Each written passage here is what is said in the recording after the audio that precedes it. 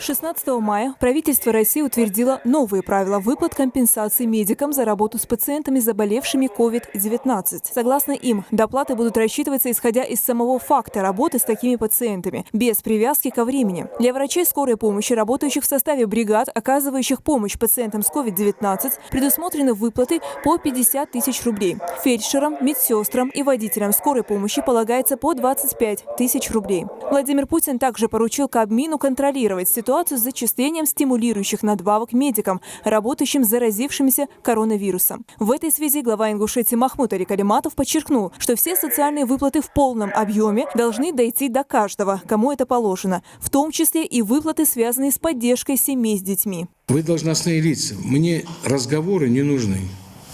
Самые честные, самые правильные даже. Бумагу положите. Незамедлительно.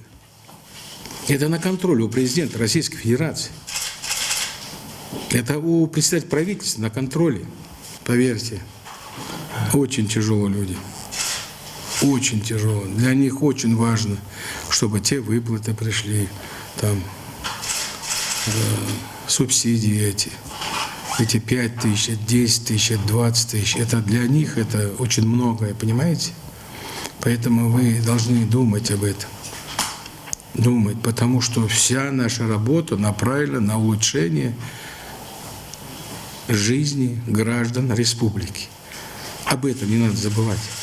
Глава региона призвал жителей республики соблюдать все меры предосторожности и не посещать места массового скопления людей. Главная наша задача – не допустить вспышку, подчеркнул Махмут Али Калиматов. По рынкам уже все, выехали, уже запасаются. Мархаш. Вот сколько еще объяснять?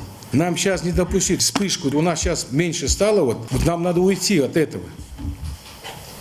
И первый этап пройти. Как это донести? Как еще говорить людям? Хава Султыгова, Хусейн Гагиев, Юсуп Ханиев, Рахман Цуров. Новости 24.